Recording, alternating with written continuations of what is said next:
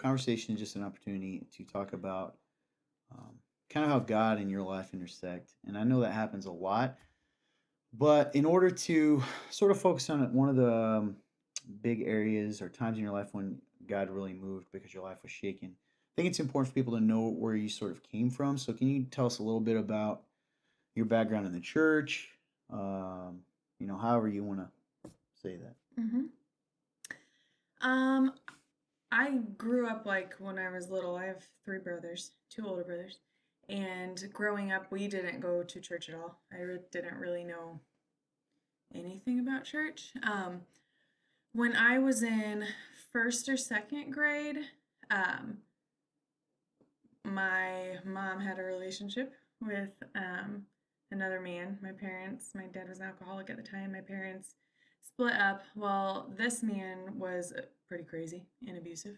And during that time, my oldest brother went to a church camp and got saved. And during that, my mom actually got pregnant. My parents were separated. And I remember she said that she had a memory back to when she was a kid and she went to church with a friend and she just remembered that there was something different about it. And so she went to this church that my brother had been associated with, and that's when we started going. Hmm. So How old were you then? I was in like second grade, so probably like 8 or 9. Yeah, yeah. And I'd always played sports. But I remember when we went there, there was music. And it's funny because it was just a little church and it was just a piano and like this guy singing. And I loved it. I loved every second of it. And if we wouldn't have gone, I would have never known how much I loved music because it was never a part, it was all sports in my house. Mm-hmm. Well, then my mom got saved. My parents got back together. Um, and I grew up in church from there. And it was it was Assemblies of God, good church, but very charismatic. So I went to church camps every summer and, um, I lived it out the best that I could. During that time within the church culture, there was a book called I Kissed Dating Goodbye. I know that book. And it was like I read that and that was, the goal of my life. Like I was not going to have sex until I was married. I never smoked a cigarette, never drank alcohol. Tried to do like everything, the things that they said, do not do these things, the things they focused on, like these rules, I was like, I'm following every rule. Yeah.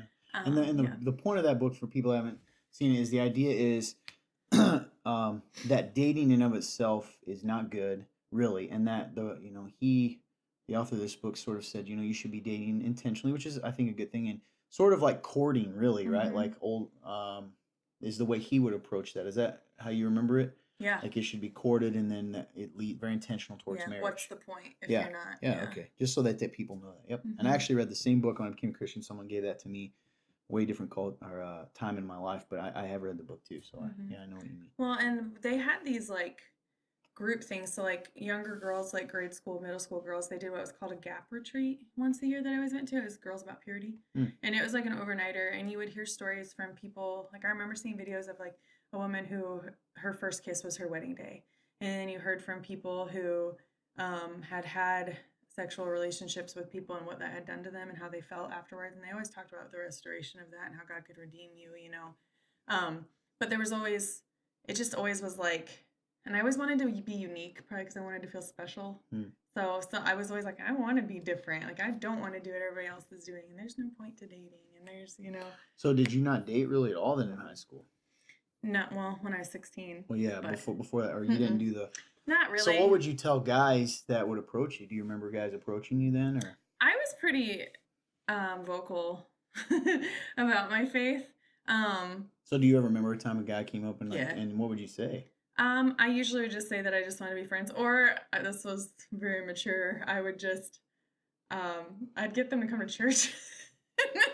Nice. Kind of missionary dating. Yeah, I with no intention. Like I was like, maybe they need to get saved, and like so I'd invite them to youth group or church, and then if I didn't like them, I would kind of do the whole just stop talking, and then if they tell a friend. Also, some of the reason was like, hey, maybe they're believers, then we can do them. We'll still. That's funny. And I was always I was very focused on like witnessing to people. Sure. And I always convinced myself, I was like, well, these guys just like me because they are seeing God in me. Yeah. They're attracted to the anointing. And I learned that from those books too. Like, so they probably are more attracted to that. And so I always viewed it that way. Do you remember during this time before we get to what happened at age 16, and you did get a really pretty cool story really about you know, when you began dating and kind of how that went. At least the first part of it was pretty cool and pretty Mm-hmm. neat. But before that, do you remember your parents? Did your mom speak into that at all? Like that decision? Did she notice that? Did anyone, in your family say anything about that?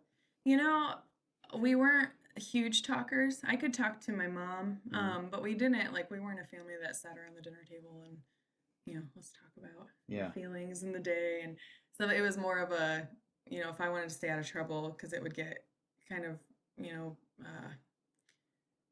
there was anger. People had tempers. And so I would typically, what I learned was, you don't want to get in trouble, you don't want to get yelled at, you don't want to get hurt, you shut your mouth and go to your room. And so I just didn't talk a whole lot. But my mom, when it comes to like dating, one of the main things I remember is like when I was really young, she's like, oh no, you don't call a boy. You never call a boy. He calls you. Yeah. And stuff like that. But I don't remember, like, that wasn't something my brothers lived out of. And I did have like little boyfriends that I would meet Sure. like at camp and stuff, but it was never like they lived 2 hours away and you were 13 and couldn't drive. You know what I mean? Stuff Yeah. like that. Okay, I was just curious. So, Yeah. pretty personal decision for you then to Mhm. make. So then we come to, I believe, correct me if I'm wrong, was it the summer of your 16? Or was it right before 16? It was the summer of 2002. So I would have been 16. I would have been 17 in November. Okay, so that year you're 16, and what happens? I was Kind of, and we don't need to say names. We can just say he or. Mm-hmm. I was signed up to work at a church camp in Hartford City, and it was the camp I always went to. I loved camp. I loved it. I never wanted to go home when I went. And I was signed up to actually work a kids camp. Like I was finally old enough to be like a junior counselor or whatever. And I wasn't gonna go because I actually don't come off this way, but I have extreme social anxiety. And the girl who I knew that was going wasn't going anymore. So I wasn't going to go. And I was like, no, this isn't about me. Like, what if there's kids I'm supposed to reach? Like, and I always knew I wanted to be in ministry. So I was like, I've just got to do this. That's pretty cool. And so I got in my car and I drove there and didn't know anybody. And I actually met a girl we know now. Sure. Yeah. And several people there is who I met her at this camp, and I was there and I was younger, and that night you have to like go to like an orientation, so like all the counselors go Sunday night before the camp starts on a Monday. And while I was there, I had like some free time, so this girl Alicia that I met, we went, there was a piano in this like foyer area, and so I went and was just playing and singing a song. And then this guy came up to me and was like, oh, hey, I know that song. I started singing, and he sang too.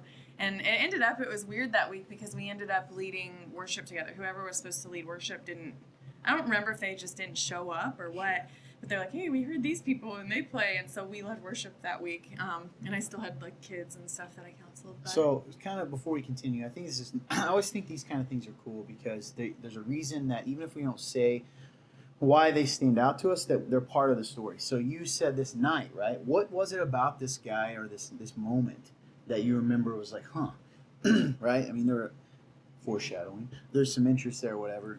But that specific night, do you remember that? I just remember I thought it was really cool that he sang. Yeah. And that he sang with me because I love music and singing, and worship's always been a huge deal to me. And then he was really funny. Yeah. Like I remember, like he made you feel. Sarcasm is my love language, and he was very like just funny and easygoing, so like easy to talk to. Yeah. Okay, so then that leads into you guys leading worship together. Do you remember that? Like, what else was going? Was it just 1 week? Yes. Camp? So like, kind of, I mean, foreshadowing. Let's cut to the chase. You guys begin to, I guess, kind of walk me through that week. Not every day, but sort of like what happened. So you thought that was cool. Well, then you end up leading worship. What's going on as the week continues? Because at this point, you're still that girl that's like, I don't date. I'm kissing dating goodbye. So kind of lead me down that. Yeah, and I should mention, I was positive from the time I was like 12 that I was going to marry this guy, Michael. Positive. A different guy. My brother's good friend. Yeah. And I was like, it doesn't matter. I'm not dating. I'm waiting for Michael. That's who it's supposed to be, And we never got together. Did you ever tell Michael that? Oh, yeah. What did he say? It just never lined up. Actually, Jackie, he met Jackie at a camp and like was sold out for her. We don't know who those people are. Nope. She won't care. We've talked. Anyway, can you just kick us through that week? Anyway, so during that week, the whole time, it always freed me up. I was definitely like flirtatious, but I didn't necessarily know it. Sure. Church culture is very much that way in that place.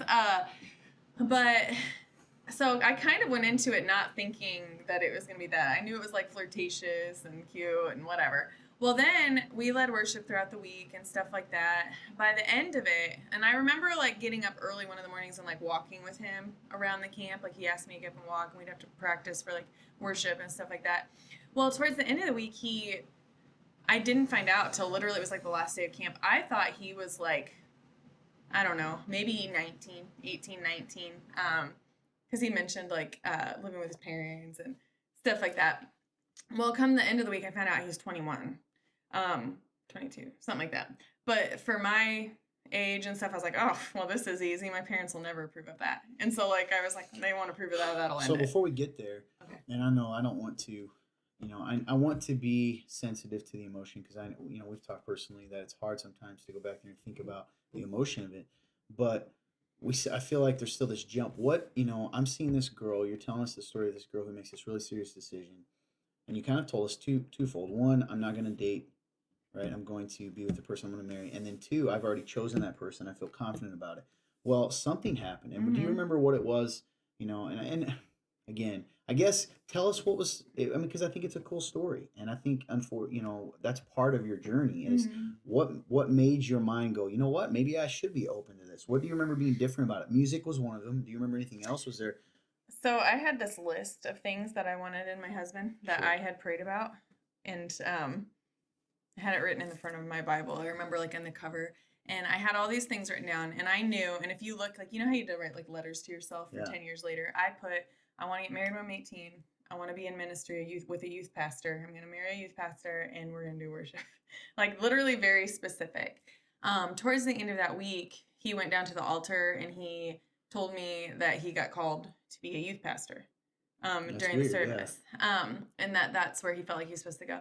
So already the fact that he was like in worship and like was good and we sounded really good together singing, that was already part of it. The fact that he was funny. I always said he had to have dark hair. He had dark hair. And so I was already like, maybe this is what it's supposed to be. Maybe that's why it never worked out with Michael. And maybe I felt that way because that did keep me from dating anybody else, Yeah. Like that's the stuff I started thinking. And then once I found out his age, I was like, well, then it's not going to happen because my parent, it was big, especially my mom. She's my best friend. Like she had to approve, And I was like, no, it's never going to happen. So. Okay. So then you come to the last day of camp. Do you exchange numbers? Do you get email? Like what happens? Yeah. Because I think it's really interesting. If I don't know you, I'm looking at this from the outside, and I still am trying. I definitely see the puzzle piece, right? You said that makes a lot of sense. You're like, I like that you shared how it fit. Your mind starts saying, well, this is why I didn't do this, and who knows? Maybe that was the case. But then something, I don't know. It just seems that's a person that's very specific, and for someone to, I won't say melt their walls because I doubt you were cold, but to kind of break through that barrier, it had to have been different probably for you, even at that age, because you had other guys that approached you. Yeah, and I think it's a good question. I think, one, it felt safe because he lived 2.5, 3 hours away from me. So it wasn't going to be a distraction from my relationship with the Lord in my life. It wasn't, to me, these things that were I held really close to me. Michael had liked someone else and had been kind of dating them too. And then, yeah, I don't know. I don't really know. It felt like it. And I truly believed that if someone said they were a Christian man, if like that, they're safe. Those are safe people. Sure. If that makes sense. Yeah. So then you come to the end of the week and then, well, some people like you've already dated yourself or dated the time frame. So what did you do? Exchange numbers? Did you email? What did you? Do you remember? I didn't email. I don't think Instant message. Yeah, I think it was AIM. I think we were talking AIM sometimes when I was at school. Text messages were like 50 cents a text message. So he just asked. And so that didn't happen. He had my home phone number. I would talk to him on my home phone. But I mean, did he? I'm just trying to get people to understand the story. Did he ask Oh, you for your number? Did you? yes. And he told me that he wanted to pursue a relationship Okay, with me. there we I go. was That's a not big. sure. That's Yeah, okay. So I he told wasn't you by sure. the end of that week. Mm-hmm. Okay, and then you already told him that, hey, this is where I'm at. I'm pretty serious. I'm pretty, so he knew that. Yes. Okay, so then time goes on. I Mm-hmm. assume you're going into your junior year probably at that point, or Yes. so like I guess sort of. You don't have to go through it, the entire thing, but you guys start eventually dating, right? You consider it Mm-hmm. dating, or I Yep. don't know what you called it. I guess. Yeah. I told him very upfront. I said I don't date. And The only person I date, the only person I go to prom with, all that stuff is gonna be the person I marry. and That's what I told him. so you went to your okay. So you went to your parents first when you got home, Mm-hmm. and they were okay with it. Yeah, they said they would meet him. They weren't like shut off to it. So you're all right. So you start I was like, meeting, wow. everything's clicking, everything's going well. Um, and I guess maybe take us to, the inevitable what ends up happening. You guys, I mean, there's an engagement, right? You get engaged, Mm-hmm. like that whole thing, maybe. Yep, we dated. There was a couple times we almost broke up, but Sure. yeah, we dated long distance. For that for 2 years, he asked me to marry him in the middle of my senior year. So what was that like? How did that happen? There's a youth convention for the Assemblies of God, which is the church that I came from, and I mean it's thousands of teenagers. It's in the convention center at or it used to be in the RCA Dome sometimes too, but in Indianapolis downtown. Mm-hmm. And he had arranged it. I had no idea. He had I remember he walked out to go to the bathroom, and they were calling our church because we had raised money and we're getting like an award or something. Um, well, his church at the time, and he was the youth pastor leading the youth. And I was like, oh my gosh, he's not here to go up and get his. Like I was freaking out because that's what I do, and I was like, where is he? And I was asking the pastor who was the pastor of his church and stuff. Like, it's fine, it's fine. I was like, I need to go find him. They're like, no. Well, then he came up on stage, and I was like, oh. And then he called me up on stage in front of everybody, and he had the ring hidden in his sock. Did you just sob? I don't Do think you I remember did. that I one? think I was happy. Like I remember smiling and being really surprised because I didn't know Yeah. Do you have that he was pictures gonna of do that? that. That's a pretty cool thing. I probably don't have them anymore, but So did I you did have a say? few.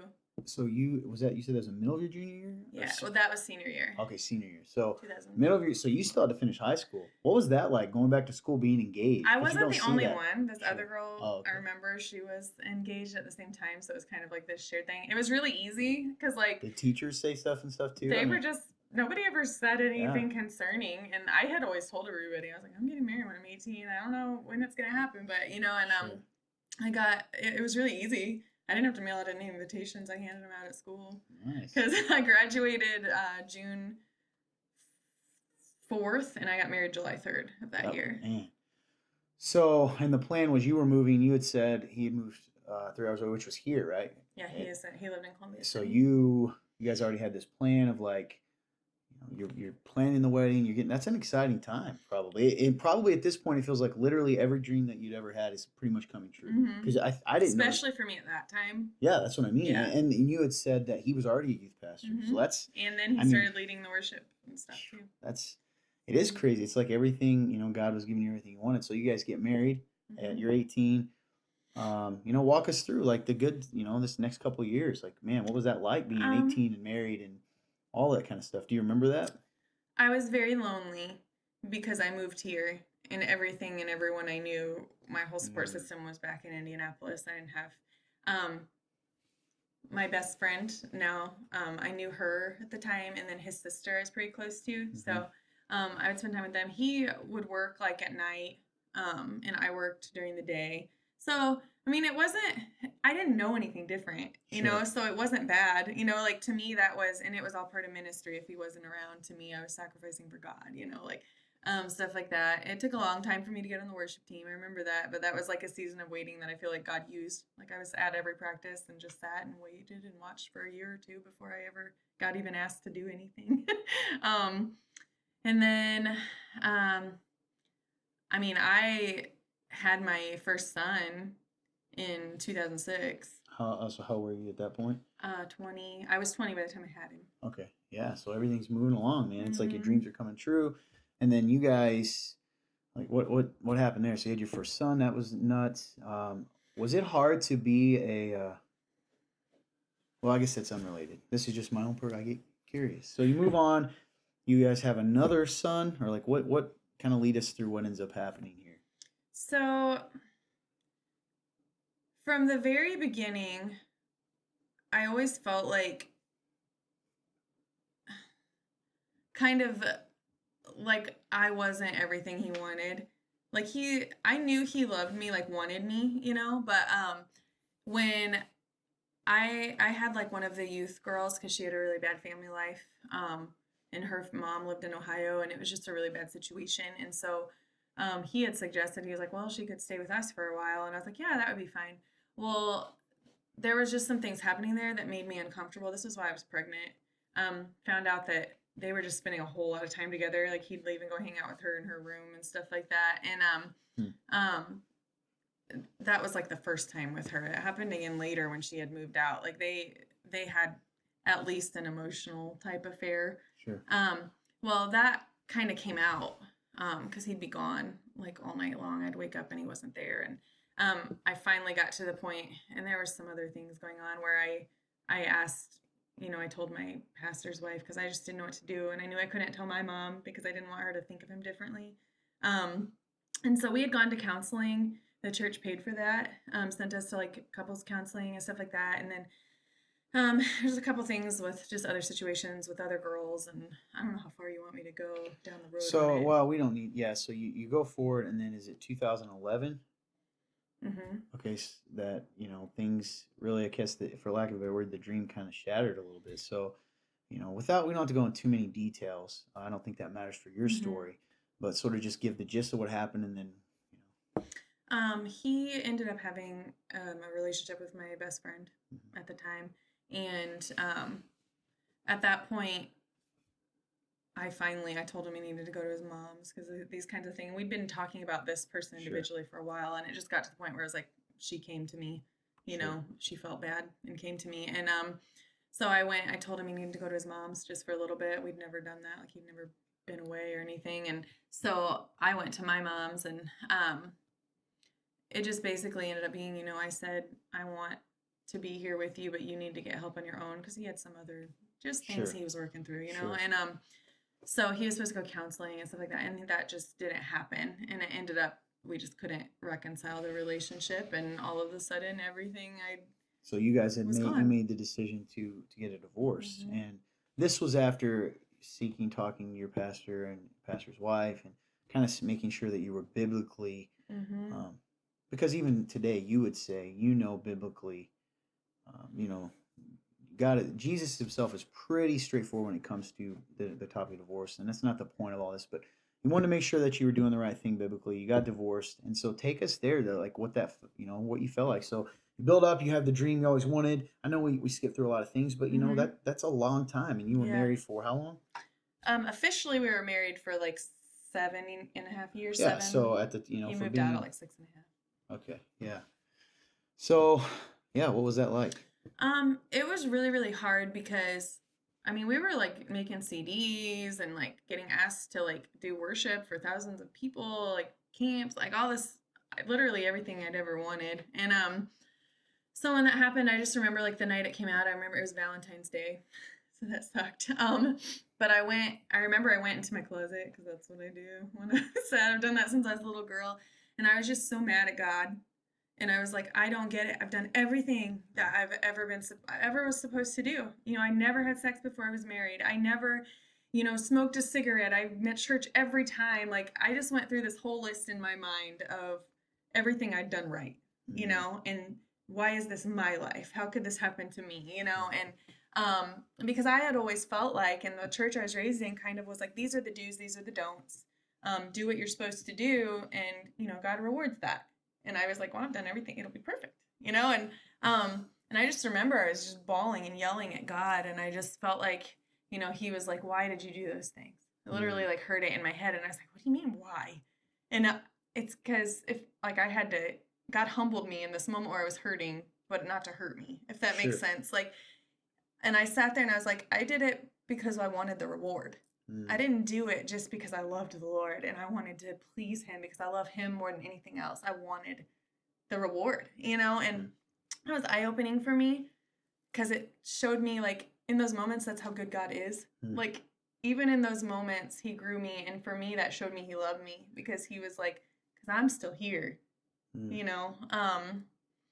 So that was really hard. I literally feel like after that, I prayed and everything, and this whole storm was like raging all around me, and I just felt like I was holding this little bubble, Mm.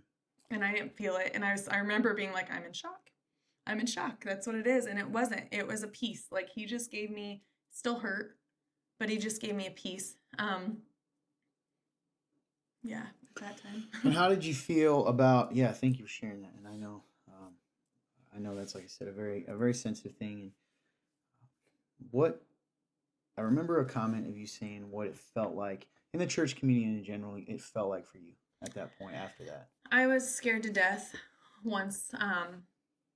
I was thoroughly convinced that I wouldn't be able to make it on my own in general. So I was really, really scared. And then I also was getting pressure to come back home, to go to Indy. But I've prayed and didn't feel like that was what I was supposed to happen. My whole support system was here now. My kids, their community was here. My church was here. And I remember, though, being like, I'm going to be forever ruined.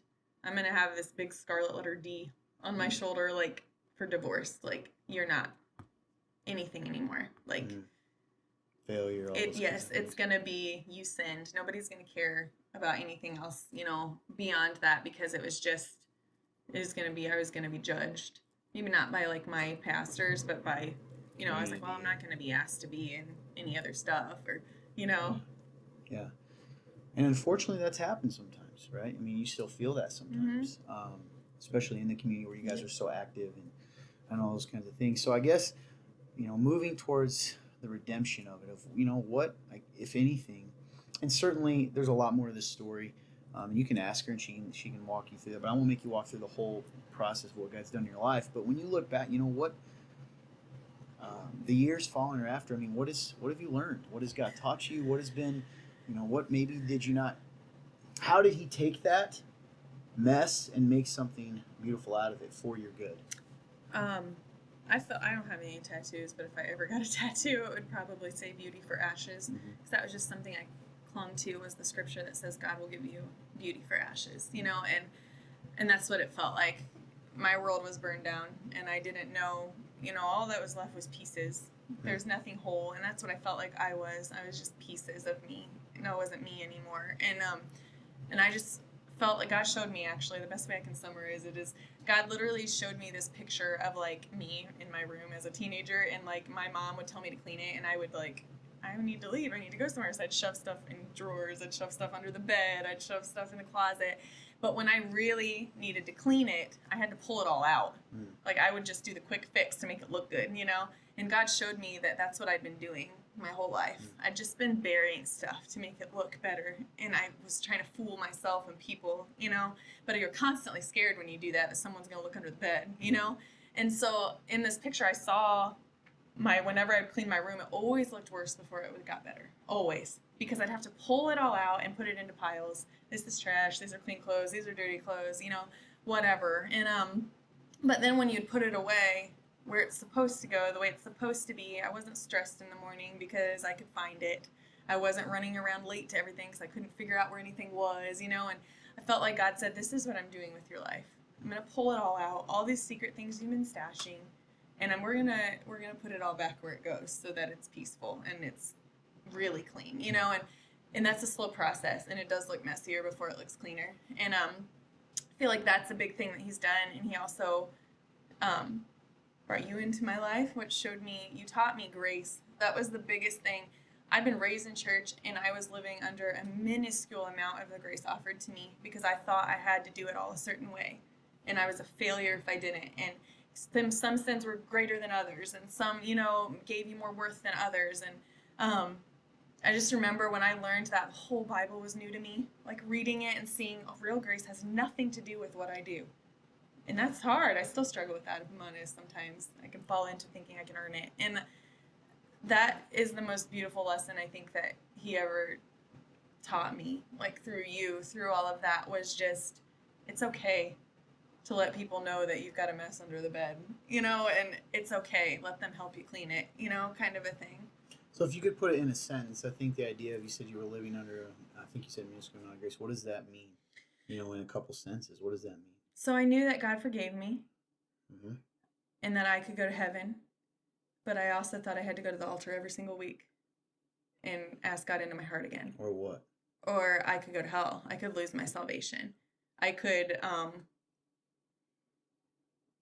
was always scared. Yeah. That I could lose it. Yeah. Well, that's awesome. I've done this the last few times. Is there anything you'd want to say to the congregation or the people out there that might be watching this full video later? I want to give you that chance to do that, if anything.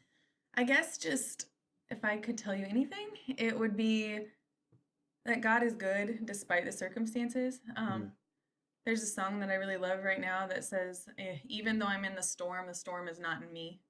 And just knowing that God is first. There's nobody who's going to fill you up, nothing that's going to fill you up or give you your identity. And if you think that it does, it's going to blow your world up when it fails, because people aren't perfect and they fail, and God is perfect. And when everything else is unstable, he is stable. So if you're feeling like everything's falling apart, just know that God works everything together for his good, is what the Bible says, and he will bring you beauty for ashes. And what's beautiful is that he can rebuild things even better than what you had before and use you still, even when you feel like you're not usable. That's really good. Well, hey, I love you. I'm proud of you. I think you've taught me a ton, and a lot of us a ton about faith and being joyful, and just being able to not lose faith when things don't work out the way we want to. And I think that's a big deal. So appreciate you.